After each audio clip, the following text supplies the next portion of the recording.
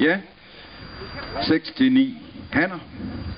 2 typerigtige hanner her.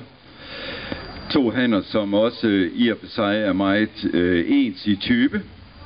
Nummer 5 er så bare et nummer større hele vejen rundt. Han holder, nummer 5 altså holder, nummer 4.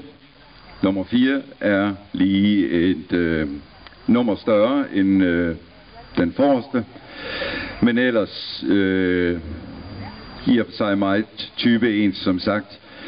Nummer 4 har jeg målt, og han holder sig rigeligt inden for størrelsesgrænsen, så ingen problemer i det. Nummer 5 går på fløjen, og det gør han, fordi han udover sit smukke typebillede også er meget harmonisk i sine bevægelser. Han har meget langtstrækkende, flydende bevægelser, høj manke, når han kommer rigtig ud at gå, smuk overlinje, smukke krydsforhold.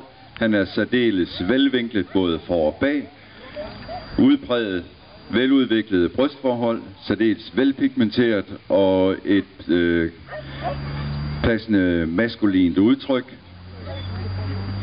Han er tillige også en streg mere fast i sine bevægelser og sin ryg end den efterfølgende. Tillykke med ham. Nummer 4, anden pladsen.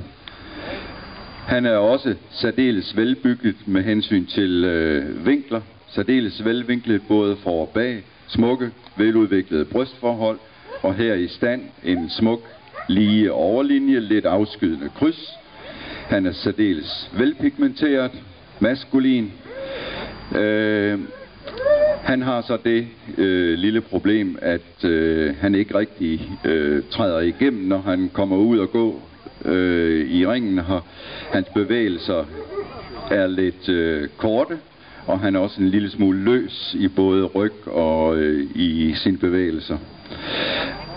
Men altså, det er også et spørgsmål om træning. Ud og trække med ham, så han får noget fasthed og får trænet sine bevægelser. Men en type rigtig smuk han, det er han. Tillykke.